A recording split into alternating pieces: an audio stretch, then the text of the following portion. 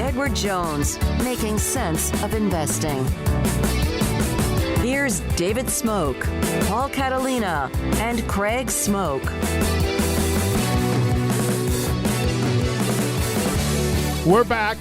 Appreciate that. Paul Catalina feverishly working on, we had just a little technical glitch right there. Ron Roberts, defensive coordinator at Baylor, will join us momentarily. And then Wade Phillips will join us as well at the bottom of the hour. David Smoke, Paul Catalina, and Craig Smoke here on SicEm365 Radio. We're now joined by Baylor defensive coordinator and a very patient Coach Roberts. How you doing, Coach? I'm doing great. Appreciate you guys having me on. Well, yeah, have you had any of the Zoom meetings go awry? Have you had a couple of glitches in this day and age of America? Yeah. I think anytime you're messing with technology, when was the first time you ever heard of Dave Aranda?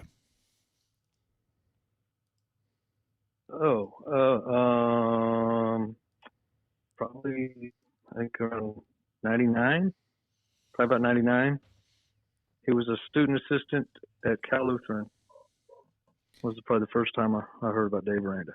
Eventually, he works with you at Delta State. Obviously, now you're his defensive coordinator at Baylor.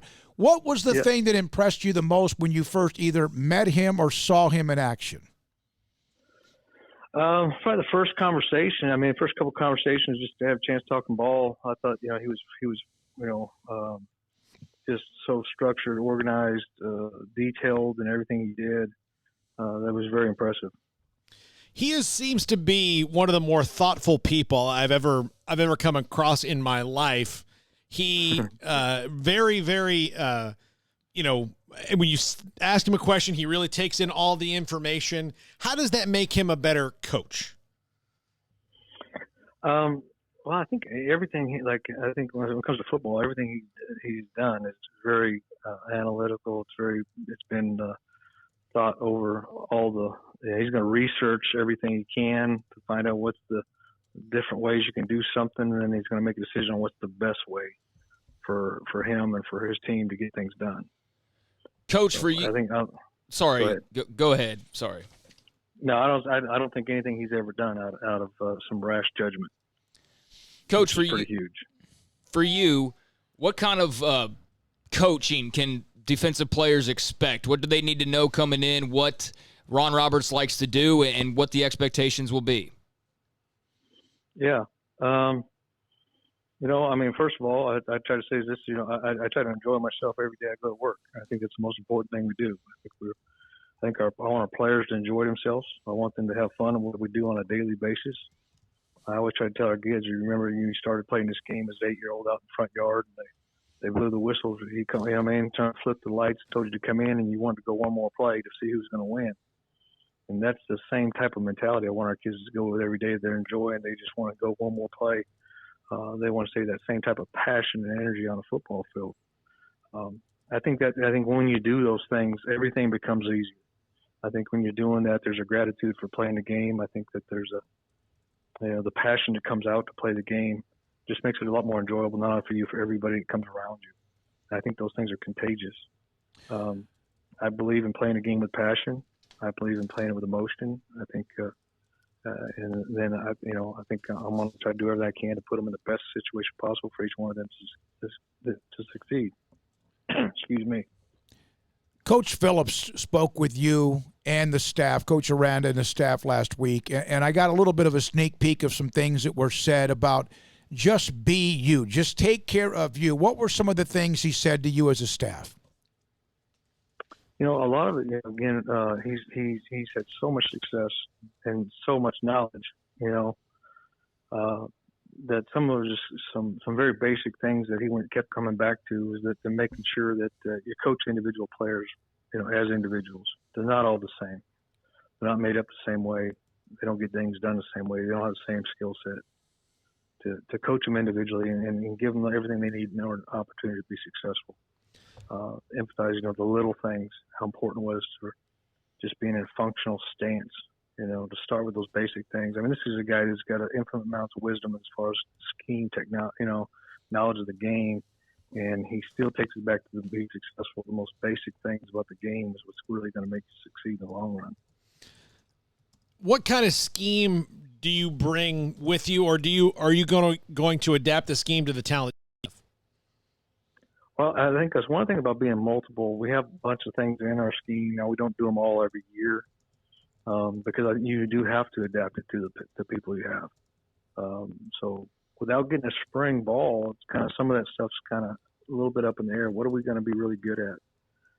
Well, it depends on how much man do we play? How much zone coverage do we play? Are we good at those things? Are we good at, getting a break on the ball in quarterback's hand? Are we good at movement up front? Are we good at just anchoring our feet in and playing technique?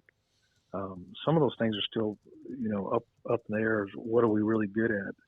But we're going to adapt in the short term. We're going to adapt the scheme for what our guys are good at.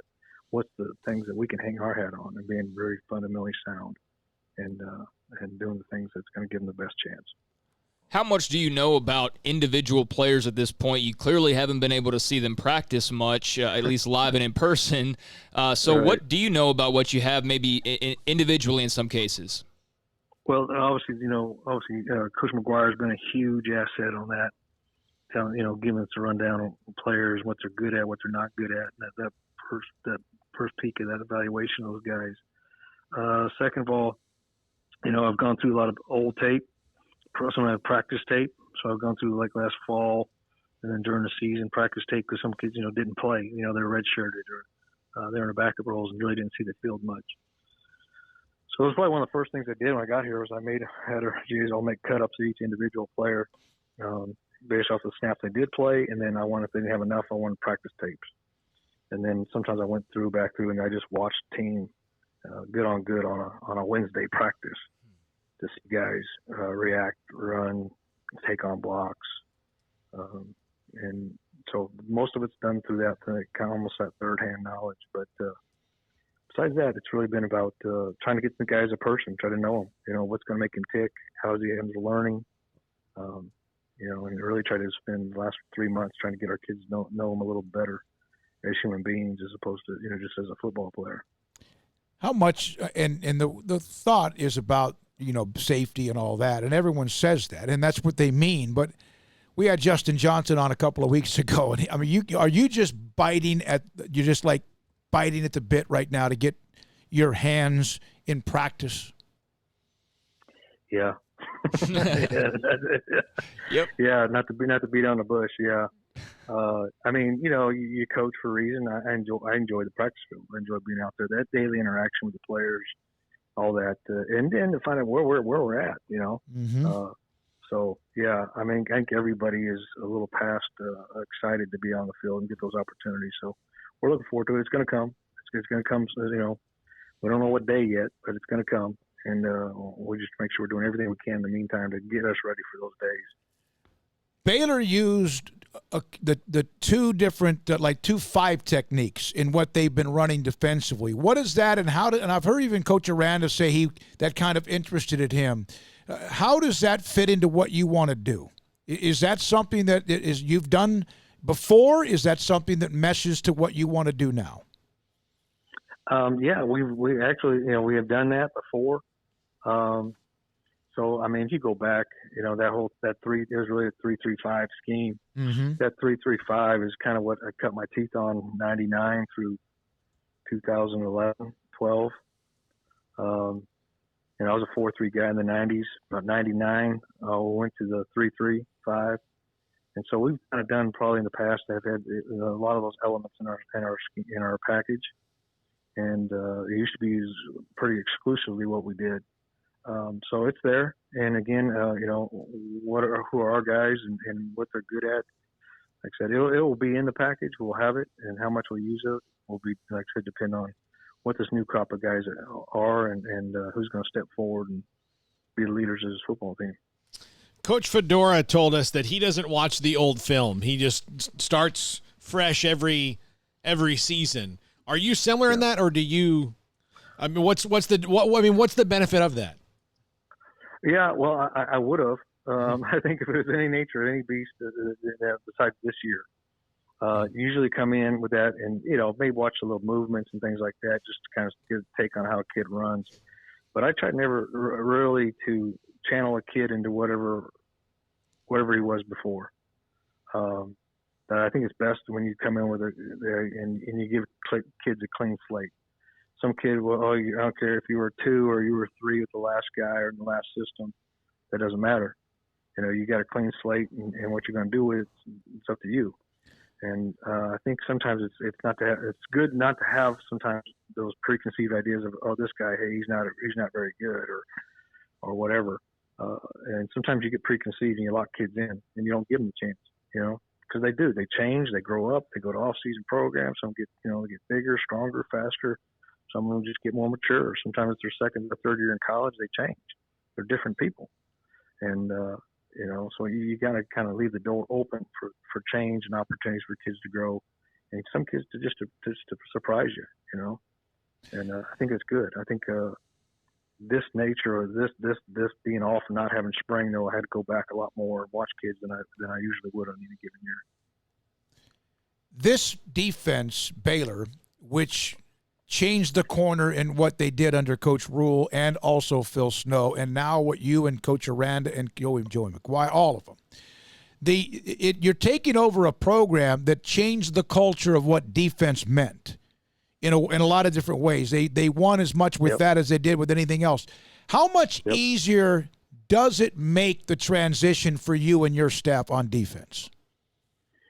Well, I thought that one of the best things coming in, Coach Aranda said from the get-go, was that the culture was established, or we didn't have to create it. A lot of times you walk into a program, you walk in because they're losing. One of the natures of these, when they win 11 ball games, you walk in to kids that are accustomed to winning. And Coach Rule and Coach Snow did a tremendous job of establishing the culture that it takes to be successful on defense. And what's that culture? That culture is even down to how you conduct yourself in meetings, taking notes, sit down, act like a professional, learning, getting all the information you can, being a student of the game. I think they did a good job of doing that. I mean, I could see that when I walked in with the first meeting, and then also the way they play the game on the field. I think there's definitely shows up. There's a passion when they play the field. They play the field. They run to the football. They tackle well in space. There's a toughness about the kids that are playing defense here right now. It's already been established. What we got to do is take it and run with it and see if we can make it better. You end up coming to Baylor. Coach Aranda, the head coach, brings you with him. You used to be his head coach. When you saw him moving up the ladder from wherever he's been, of course, then to Wisconsin and then to LSU, was it a matter of time, in your opinion, that he was going to have his own program? Yeah. I did. I thought it was a matter of time if that's what he wanted to do. Right. I think a lot of it was just coming down to it had to be it was going to have to be the right program. To walk away from LSU, it had to be in somebody that again, a program like Baylor, that just really embodied everything that he stood for. Already, it was already there. The blueprint's there, the makeup's there, the model's there, everything you want. That you want really your program to be about, and those things. So yeah, I kind of figured that his opportunity was going to come, and I know it's come in the past, but it wasn't the right opportunity for him. So yeah, I think that's just usually the natural evolution of it. And when I knew it was going to happen, just didn't know when he was going to find the right fit for him. You tweeted earlier today. It was a picture of Michael Jordan. Of course, The Last Dance is wrapped up. The 10 episodes, which to me was phenomenal. All you needed is one little match to start the whole fire, Michael Jordan. What is that? What does that mean to Ron Roberts? Well, the first thing I always think of when I see that is it usually takes. Sometimes they can come in different things. Sometimes it's the player. It's usually one guy. It can be a moment. Or it can be a saying, or it could be one guy stamped in the middle of the room. But the momentum that it takes in the game of football a lot of times can be sparked by the smallest of things. And sometimes it could be just how we handle this. How we're handling this off season, this part of going through a quarantine. I think we've got some tremendous leaders on this football team. I know we've got one at the top. And when is that? When is that? Those words going to come? Is it it would be, like I said, 3 wise men, in the middle of the night. What's the calling? So, I mean, there's those times, that spark's going to come from wherever it is. I don't know. But I'm looking forward to the opportunity to get with these young men, and I think that there's going to be sparks everywhere. Have you talked to them about The Last Dance or anything like that? Have they been watching it? Yeah, a little bit. Yeah, we get in the meetings and I talk about what we just saw on Sunday, and that I think what a tremendous documentary. I mean, it's amazing. We're probably the most competitive person that's ever put on a uniform. Man, it's unbelievable. So it's been. We needed something to watch, right? We needed something to kind of catch our attention. Ron Roberts, defensive coordinator at Baylor, with us on SicEm365 Radio. There's an article. This was in April of 2 years ago. New Cajuns D coordinator Roberts. He's just wildfire. Is that you or is that Billy Napier? Is that me? Is the wildfire? Yeah, is that how people explain Ron Roberts? He's just wildfire, and if that's the case, explain that to us. Yeah, it probably is me. Yeah, like I said, yeah. I don't know. Like I said, I mean, I like to have fun, so I'm gonna have fun with the kids. I really do. I think there's matches. Am I gonna joke around? Yeah, maybe there's some matches a little different than some DCs. I'm not always, but I think I always try to tell our guys when business is business, then it's time to get ready, But I think you got to be able to flip a switch on and flip it off. I want to enjoy myself every day, but when I get on the football field, that's about business. And, and I'm going to love them. I'm going to run and I'm going to jump on them. I'm going to hug them and I'm going to congratulate them when things do right. And I'm going to tell them when things it's not good enough, But hopefully I was on a good note and anything. You're a football junkie, aren't you, Ron? Yeah, I believe so. What does that mean? What is, because a lot of people like to have a hobby, whether it's something. Jerry Hill wrote an article about you, golf and fishing. Most coaches do one or both or something. You have to have something other than just like soaking everything in football. Is there anything else that you do to kind of allow you to just decompress? No, not really. No. You know what? I honestly, I can say this by nature. You know what I mean? When I was younger, I used to golf and fish and that. And then when I started my family, I felt there was no time for anything to coaches to have a hobby and a family and do good and be good at it. So when my kids were young, I kind of did away with anything else. So, my family time is my time to decompress and be around them. They're a little older now, so they're not, it's always less and less. But now I think my family time is my decompression time. And then besides that, I'm gonna go with football. You're now the defensive coordinator, but your head coaching record is 89-45. That's really good. 6 conference titles. Do you not still have the itch to be a head coach? I'm having a lot of fun doing what I'm doing. And, when I walked away from it was really because I was tired of it. I wanted to get back to doing the thing. You're so much the CEO part of it kind of wore on me a little bit. I just said, I just wanted to, my kids were at that time getting ready to go to college and stuff. And so I wanted the opportunity to go coach football and do the things I really love to do and let somebody else deal with the hassles. One more question. Ron Roberts with us on SicEm365 Radio. You've mentioned about trying to get your hands on practice and the players. This has also been difficult for you guys as a staff. Are you amazed how not easy? Are you amazed at how somehow smoothly this has gone, considering what the coaching staff is also trying to do? Yeah, I really am. I think, honestly, and I'm going to tell you this, I think this has changed the coaching profession forever. The access of forcing coaches to use technology and visual, and go virtual and be able to do this. What we just found out is that we can meet anywhere. We can meet with anybody anywhere. I've probably had more meetings this off season than I have with at any other given time. Not just time off, because we've really been, we're recruiting and working our tails off, but I can call a buddy at whatever, and I've met with multiple, probably 8 or 10 NFL teams, and just be able to get on Zoom and talk ball for an hour. Hey, how you handling this? What are you doing to this? Or get for friends, maybe they may be somewhere else, but now we can get on ball as opposed to it used to be. You thought you had to. I guess in the business world they didn't, but that you had to go get on an airplane, fly over, sit down with them, and talk ball. And so this has changed. And then I think it's also changed with our players. The use of the Zoom and technology, I think, is going to change a lot of maybe how we do things. I think a lot of times when I was in this profession, it's not very family oriented, and sometimes it's very tough for young people when they have young kids. And I think hopefully this has opened up a door for guys to have a vacation, have a summer, have some time with their families, and still we can get our work done and be able to do those things. So I think it's going to hopefully change it for a positive in this profession. We appreciate your patience. Thanks for your time, Coach. Enjoy whatever you can, and obviously there seems to be a little bit of percolating about the possibility of maybe workouts or whatever. It's still day to day. Thanks for your time. We appreciate you so much, and have a great day. Well, thank you, guys. I appreciate you having me on. Thank you for everything you do.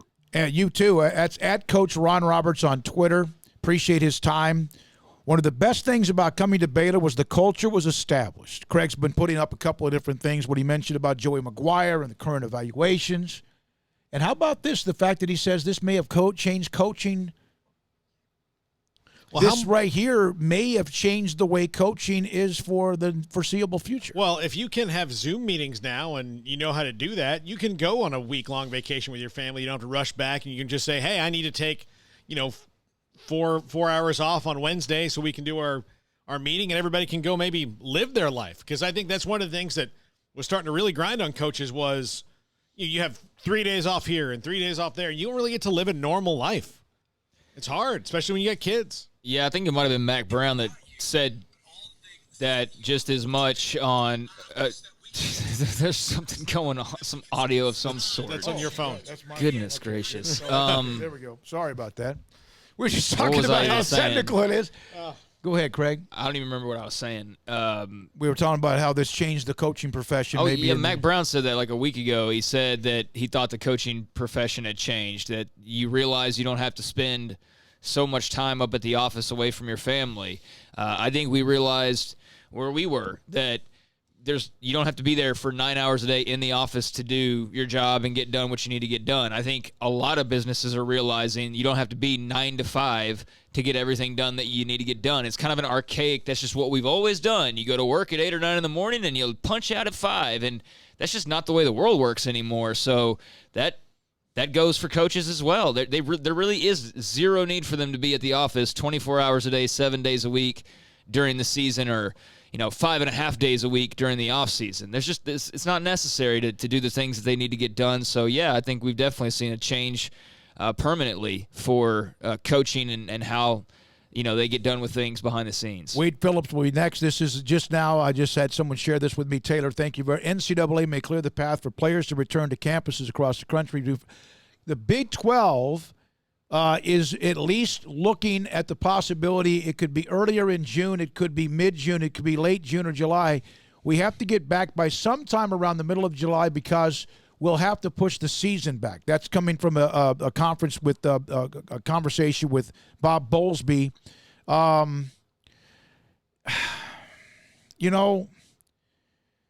We got a break.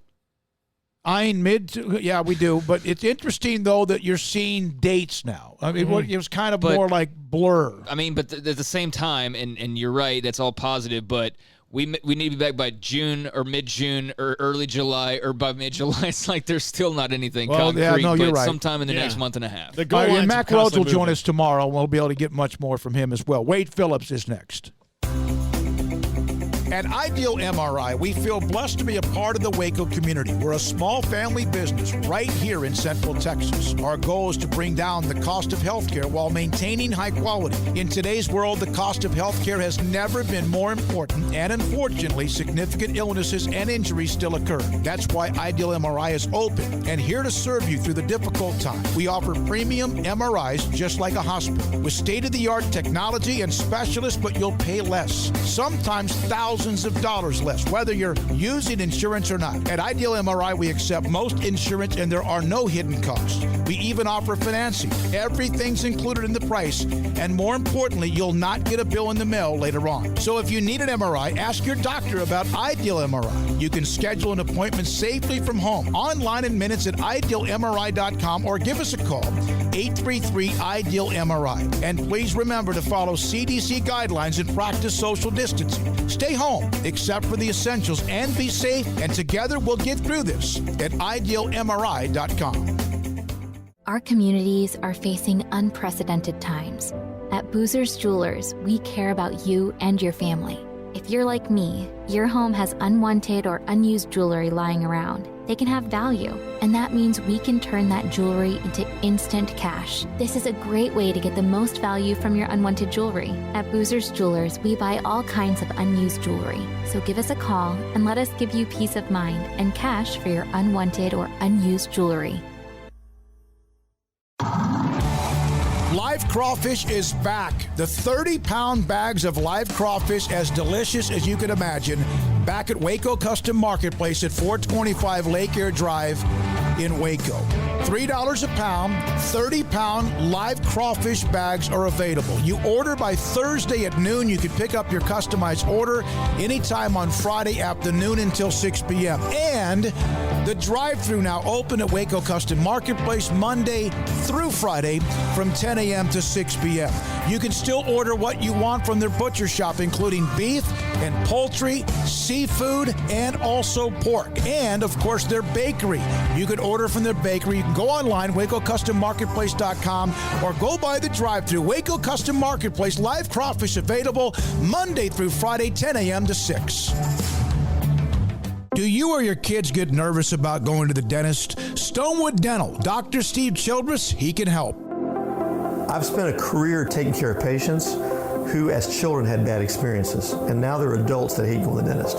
If I get a kid at 3 years old and they come every 6 months and it's a happy experience, it's normal for them. Now they have an accident at 6 or 7 or 8 at school. Now they have a broken tooth or a trauma, and they have to come here. They're used to lights, they're used to water in their mouth, they're used to experience, they already trust us. It's amazing what we can do with that kid without it being a negative thing. But if I see a 6 or 7 or 8 year old that's never been to the dentist, and now they have a trauma or an unfortunate unexpected toothache, it's harder to do that for that kid and it not be somewhat of a negative experience. So bottom line is I try to teach kids and adults and teenagers and everybody the way I'd want my family treated, which is where it's a necessary part of life. You just take care of it. It doesn't have to be that big a deal. Learn more, stonewood-dental.com. This is SicEm365 Radio. Call it 2nd and 12. This one hit. Fred, our arm was hit as he released it. They're calling this one interception. And Brett may be hurt.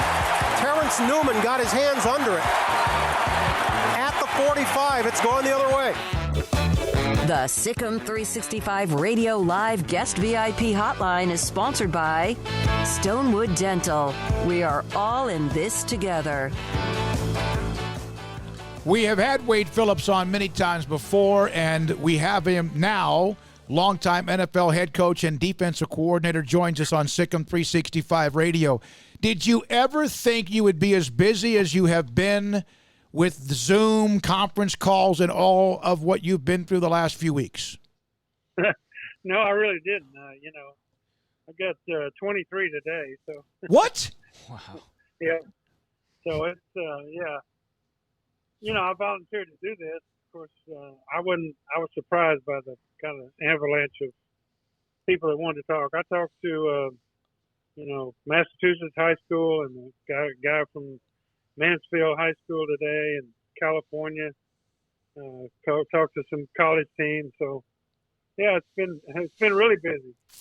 I spoke with one of the members of the Baylor staff earlier today on Friday when we had you. We were going to have you on, but today's worked out to even be better for you as well and us. How are you telling coaches to handle now with where we are and what they can or cannot do? Well, some of them have rules, what they can and can't do, so forth. Don't really get into that. I'm more into what they want to talk about schemes, techniques, coaching, just whatever they want to talk about. That's kind of what I've talked about with, and it's been different with most groups, and some of the younger coaches want to talk about, fundamental things. And so it's been interesting to see what everybody wants to talk about. How do you get 23 in one day? I've been kind of hung up on that for a couple of minutes because that's a lot. I know that's 5:30. Yeah, that's 10 hours. That's a lot. I did misspeak. I meant 23 this week. Oh, okay. Yeah, that's still a lot. That makes more sense. Yeah, that's still a lot. 23 is too many in a day. Yeah. What? Actually, I just added 24, but that's okay. Coach, with the Baylor staff in particular, you just mentioned that some staffs are looking for different things. Was there a, overarching theme to what they discussed with you? Well, I mean, they know that's a good staff, and I'm familiar certainly with Brian Stewart, who worked with me for a good while, and I'm good friends with. They know. All they have to do is ask him. Basically the things that I know, but sometimes you talk to people and you kind of reinforce what they believe anyway. So, but that's a sharp staff, and they want to talk a little more technical things, certainly than high school. But I mean, they wanted to know what my thoughts were in certain things. But they've got their own. They know how to do things. You can be assured of that. How much of what you're saying now, or what you would say no matter what, is you and your football team and what you do defensively doing what you do and not so much focused on what others do? Well, no, that's pretty much it. Now, do what you do and do it really well. Mm-hmm. That's the thing. That's the key thing. A lot of the great offenses we played against, you knew what they were going to do, but you couldn't stop them. I mean, you just look at Tom Brady. I mean, you knew he was going to throw a lot of short passes and quick passes and those kind of things, but who could stop him, man? That's what you want to do on defense the same way. You want to be really good at what you do, and even if they say, well, we knew what they were doing, but we couldn't stop them from doing it. So, and you utilize your personnel. I think that's the other key. The X's and O's are important. The schemes are important, but the players are the most important. What they can do. That's what you've got to scheme is get your best players to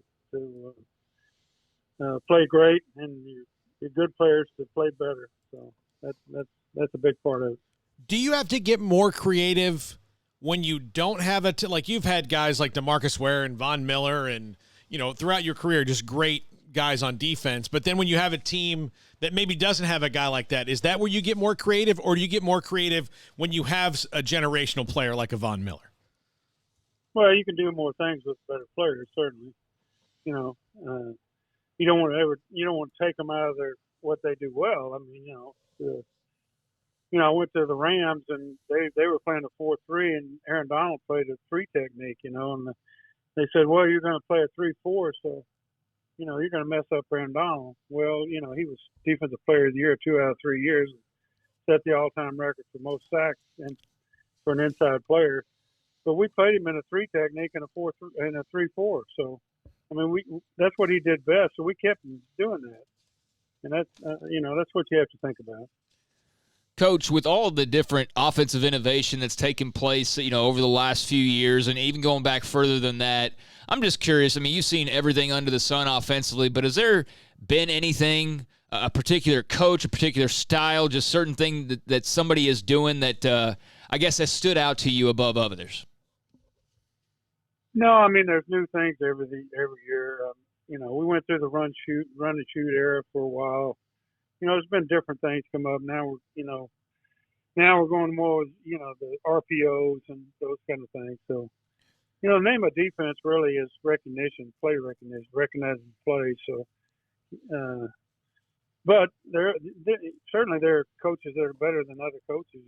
I was glad for Andy Reid this year because he has always been tough to play against, no matter what the players he had. But you got that Mahomes kid now. He's able to do everything he wants to do and more. So but I was glad for him because he's really good, tough guy to play against, like, scheme wise in ball games. So, but yeah, there are some coaches certainly that are, really good. You mentioned Andy Reid in Kansas City, him winning the Super Bowl. He's been good a long time. You've had teams as an assistant coach and or head coach that were really, really good.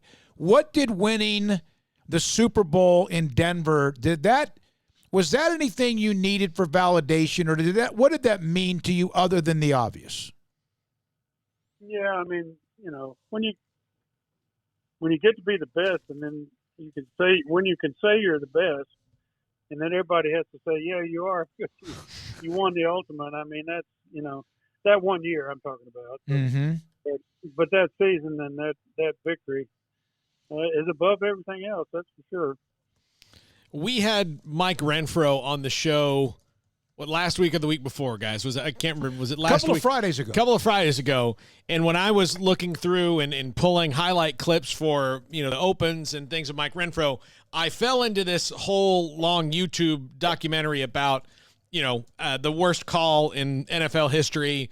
And my favorite part of the video, Coach, was they showed you came up straight out of your chair as angry as you could have possibly ever been. Did anybody hit their knees on the table? I mean, you guys were furious. Yeah, I mean, because they all huddled up, I mean, they missed the call. They didn't know what to call, really. And so they didn't call anything, and they huddled up, and then they came out of it, And we had a TV in the box, and we saw the replay, and we knew he was in, So, and of course, that's one of the things that started instant replay, or people talking about it, because everybody on TV could see he was in, and the officials got it wrong. So, yeah, that was upsetting. Do you still have your dad's coat? Oh yeah. Good. Yeah, I wore it at the Super Bowl 2 years ago when I was there. We lost, but I wore the coat for him. We're talking to Wade Phillips. Everyone knows that Texan, what you've done, Nederland, Jackson, all the places you've been. To be able to be a part of Texas history, to be able to be part of NFL history, what does it mean to come from a state where not that every state football is a big deal, but to come from Texas and have coached both with the Oilers and also with the Cowboys? What did that mean? And the Texans. And absolutely. Yeah. It's just, if you grew up in Texas, I mean, it's, once you grow up in Texas, it's probably got as much pride, and I've been all around it. People from Texas probably have as much pride in the state as anybody I've been around. And I'm certainly one of those people and not just football, but just the state of Texas and the people in Texas. So, I'm proud of that. Coach, for the Baylor fans out there listening, just as we get to wrap up with you here in just a second, Dave Aranda, just your knowledge of him. Obviously, he's known as a great defensive mind, as you are yourself, but what do you think Baylor fans can expect just from your limited interaction and knowledge of Dave Aranda, his staff, and having talked with him a little bit? Yeah, I think they're going to do well. I mean, he's a proven coach, and I think he knows defense, and I think he'll be a really good head coach. I think they're going to do really well. I wouldn't be surprised at all if they do well. I don't want this to be taken wrong by coaches, but you have coached now for decades, and I'm old. I'm 61. But do you feel like maybe coaches today don't realize how little you had your hands on players as far as off-season and what you could do even in the 70s or 80s? Yeah, maybe so. I mean, everybody wants to make excuses, so, sometimes, I mean, when I went to the Texans, we didn't have them in the off season at all. We had a strike that year. So, I mean, we did pretty well. So, it's all about your teaching progression, how quickly you can get it taught, and what kind of team you have. Certainly the players are important, but I always thought coaching was important too, or I wouldn't be in it. Is that what's made you so successful? Is your ability to teach pretty quickly? Yeah, I mean, the first year, I think 7 times in a row I've been in the playoffs the first year with the team. So, and some of those teams, or several of those teams, didn't even have a winning record the year before. So, the Rams hadn't won in 10 years, and we went to playoffs the first year. When I was with the Chargers, they had the first pick in the draft, so they were the worst team in football, and we went to the playoffs the first year. So, it's a teaching. It's your players first. I mean, I had good players, but it's still a teaching progression. I think that where you can teach all players and young players quick enough where they know what to do and they're not making mistakes, and that way they play fast. We had Brian Stewart on about 2 weeks ago, and I asked him, I said, is there ever been any more of a spotlight, or I don't know if the word is pressure because people look at that differently, than coaching and being the head coach? He was the defensive coordinator for you at Dallas, but being the head coach of the Cowboys, is there anything like that? No, I don't think so. No. Simply put, yes. Hey, you gave us a lot of time today, Wade. Thanks for being patient with us, and I'm glad we could get you on today. Continued luck with all of what you're doing. Thank you. Me too. Yeah. Good luck to the Bears. Yes, sir. That's Wade Phillips. His son used to coach at Baylor. Yeah, Wes. Yeah, Wes. Yeah. And that was right when I got here, actually. Man, you think about where he's been. He was a graduate assistant at the University of Houston. He was at Luther Stark High School, then Oklahoma State. He's been at Kansas, the Oilers, the Saints, the Eagles, the Broncos, the Bills, then became the head coach of the Bills, Falcons, Chargers, Cowboys, Texans, Broncos, Rams. And when he gets to a place, they turn it around defensively. They get good. And quick. One of the things is the stability or the sustainability. Mm-hmm. He absolutely does make somebody better immediately. Mm-hmm. And is currently a free agent. Which is why if you have a veteran team that's ready to knock on the door that's not very good on defense but maybe has potential, that's why I think Wade Phillips is a home run hire. He was a home run hire for the Rams.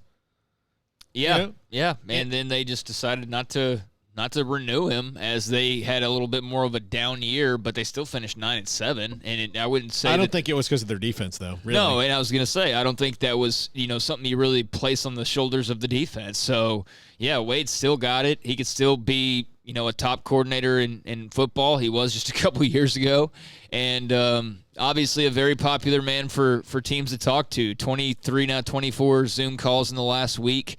That did sound insane when he said in one day. I was just like, how? But in the last week, 24 Zoom calls, and I'm sure his word spreads that he's doing those, that more and more schools contact him. So he's just going to be – he needs to start charging like $5 a session or something, and make us a nice little side hustle. Well, and you mentioned that certainly not when you're running back at the Rams, that you paid $40 million guaranteed to it or something like that, plays 7 games last year and has your offense that ran kind of through him even with Jared Goff. That's over, and then you got all their injuries that they had on offense, and their offense was prolific, wasn't as scary.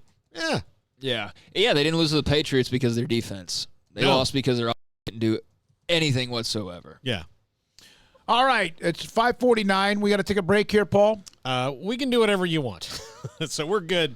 We're good no matter what. I'd rather just maybe roll it out, just to be safe. Right, we've had a bit of a wild. This is the first time this has really happened. Tomorrow, former Baylor wide receiver, I think now he's at Killeen High School, Dominique Ziegler is going to join us. We have former Raiders 2-time Super Bowl champion head coach Tom Flores on the show tomorrow, as we try to always bring you, and he's probably somebody that should be in the Hall of Fame with what he's done.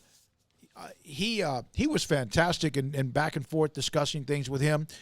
So those are plus Mac Rhodes and John McClain and what else we have as well. That's just tomorrow. Also earlier today, if you did not hear, Elijah Bean from Summer Creek High School, one of the commitments for Baylor over the weekend, and Dave Aranda's staff. That's up. Marion Dowda from Bentonville High, Arkansas, the 6'4" post with Kim Mulkey's latest commit. That's up. The number 1 post player in the country. We'll have Wade Phillips. It's probably up by now. No, how quickly we get it up. Wade and Ron will be as soon as the show is over. just so I can navigate whatever issue this was today. All right, that's fine. That's good. Now, we mentioned The Last Dance, and I thought as good as it was, and I still watched yesterday, last night, I found last night that it was more of what everything else has been to me, where it wasn't me watching or listening to every word and watching every second. It became kind of like, it just seemed like the last episode to me was like we had heard that they were editing that as it already had launched. Well, and they really let the game tell the story on the last one, the last game there. And I thought of episode 10, the most interesting thing to me was Jordan. I don't know if it was in episode 9 he mentioned it or in episode 10, but he talked very early on about the first time he met Brian Russell was he went to go say hi to Stockton and Malone because they were friends from the Dream Team. That's the other thing that's jumped out at me is how much respect that Jordan had for how much respect, the mutual respect that everybody had for each other, and how he was. I mean, there weren't. You're talking about the Dream Team? Yeah, just like Malone that came on the bus after they lost and shook his hand, and John Stockton had nothing, but it wasn't. I think people maybe wanted some dirt or some juice. Well, after you had the Pistons pushing and shoving, the Knicks pushing and shoving, it kind of was a breath of fresh air. Yeah, it was, and so. But I did think it was cool to see that. But the whole thing about how John Stockton even told Brian Russell that when he came in and he was trash talking to him, he was like, "You shouldn't have done that. You really shouldn't have done that." And Jordan said, "Well, I watched him and I knew that he can't stop once he gets going one way. So if I shook him, I was going to beat him." And that was that's how he. And he did it more than once. That in the flu game, the shot he made was over Brian Russell. And it's the same thing. A year later, in Game 6. Here he is doing the same thing to end his career as a Bull. Reggie Miller and that Indiana team, I forgot who was on that team. They were good. Oh, yeah. Both Davis. I hated Reggie Miller. They had Chris Mullen. Obviously, Reggie Miller did. I don't know if Rick Smits was on that Rick team. Smits was on they the were team. Good. That was interesting. But Reggie Miller saying I was going to be the one that retired Michael Jordan. But the graphic that a lot of Baylor football coaches had up today was the quote from Jordan about the match. Mm-hmm. He would find a way for the match to that he found, even as good as he was, he found a way to find a chip on his shoulder. Michael Jordan would find, remember we mentioned George Karl, the dinner. And Carl had to go on social media to explain it. Well, he didn't say anything to me. He says he didn't want it. He was actually trying not to say anything to him, to not incite him in any way. I read a story online that was great. I wish they would have gotten to in the documentary, but Karl Malone missed some free throws in a game in a key moment, and it was because Scottie Pippen went and got in his head and told him the mailman doesn't deliver on Sundays. Yeah. And he missed both free throws. And I'd forgotten. There's so much stuff I had kind of forgotten about. Like, I completely forgot about Rodzilla. I had completely forgotten about that. And then they showed it, and I was like, oh, yeah, that's right. I forgot. Yeah, I'm glad you brought that up. Dennis Rodman skipped a media session the day before Game 4 of the 98 finals, was fined $20,000. But he was paid $250,000 plus was given a private jet to use to appear in the WCW show. When he returned, his teammate Ron Harper, when he was asked about Rodman, I think that makes him a good businessman.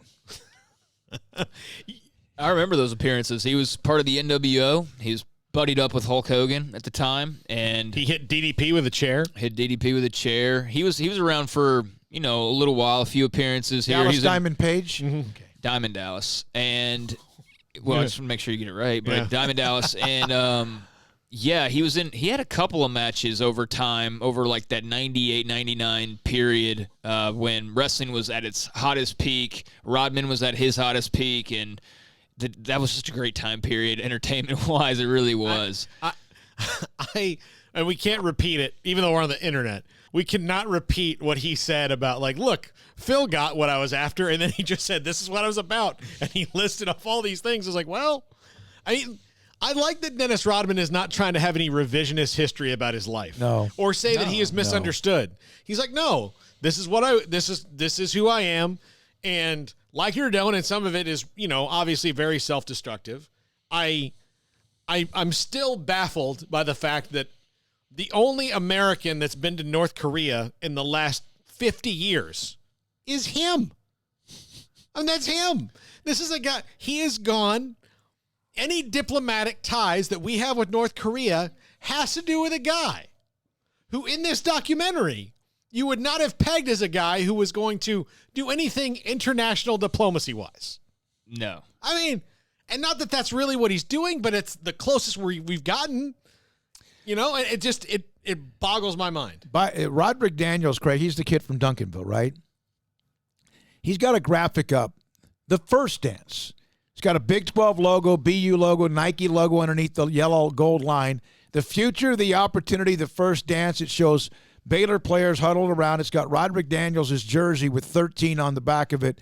The untold story of Roderick Daniels and the beginning of the Baylor dynasty. And it has ESPN as if Coach Aranda in the background walking. It's pretty cool. Oh. It's pretty cool. Yeah, they've really, over the last couple of years in particular, well, I don't want to sound like I'm disrespecting anybody previously, but technology advances, and so graphics advance and graphics get better. And, you know, they were dabbling with that a little bit during the Bryles run. But then, you know, I don't even remember anything about 2016. Really, I blocked all that mess out. And they were certainly not trying to recruit during that time period. And then Rule came in, and he made it a point, like with everything that he does, to have the top of the line, top notch, best operating graphics department and social media department, and they've invested in that, and it shows. I think you've seen a major uptick or upgrade just in what they've delivered over the last couple of years. Couple other notes. One more thing to wrap it up today on SicEm365 Radio. A signed pair of game-worn Jordan ones, excuse me, were sold at an auction for a record-breaking $560,000 on Sunday, according to the Action Network's, well, that's Darren Ravel. Jordan wore the sneakers in the 84-85 Rookie of the Year winning season. The collector, Jordy Geller, sold the pair, deciding to part with them amid the Last Dance documentary. That's smart. If you were going to sell them, then now is the time to sell them for sure. Yeah. The Action Network adds that the sale also broke the record for a pair of Moon shoes, an original prototype of Nike's first shoes given to the University of Oregon runners by Nike co-founder and Oregon coach Bill Bowerman, which was $437,500 in 2017. The Air Jordan line remains a dominant force. Tired for 2 decades, according to Forbes, Jordan made $130 million off Nike in the past year, 4 times as much as LeBron. In the past year, not in his playing days. Yeah. In his playing, $130 million as a much long retired player. That's just Nike, and he doesn't do like Gatorade and stuff like that. But I know he's got all sorts of business ventures and advertisements. So if you wonder how he can afford to be an NBA owner, it's because 20 years after he's done playing, his shoes still make him $130 million a year. Yeah, I've read a story one time, and I have not read the book by Phil Knight, but I do seem to remember there was a story I read one time about Prefontaine and how he was one of the first big Nike runners or whatever, and how the soles were the big, like, dynamic change in the shoes. That they took basically, I think it was Phil Knight took like an iron and put it on the bottom of the soles to give them some sort of attraction. And that's where you see now shoes all have these designs and everything, but that's kind of where it started, was an iron in the bottom of a shoe to give it a little bit of grip. Thanks to our guest today, Miriam Dowda, Bentonville High School basketball player who committed to Baylor. Thanks to Elijah Bean at Summer Creek High School, who committed to Dave Aranda. Defensive coordinator Ron Roberts. Thanks to former Cowboys head coach and longtime NFL head coach and coordinator Wade Phillips. Thanks to Colt Barber, SicEm365. Tomorrow we have Tom Flores, we have Dominic Ziegler, Mac Rhodes, John McClain, and more. For Craig Smoke, Paul Catalina, I'm David Smoke. Thank you for listening whenever you do, however long it might be. Good night on SicEm365 Radio.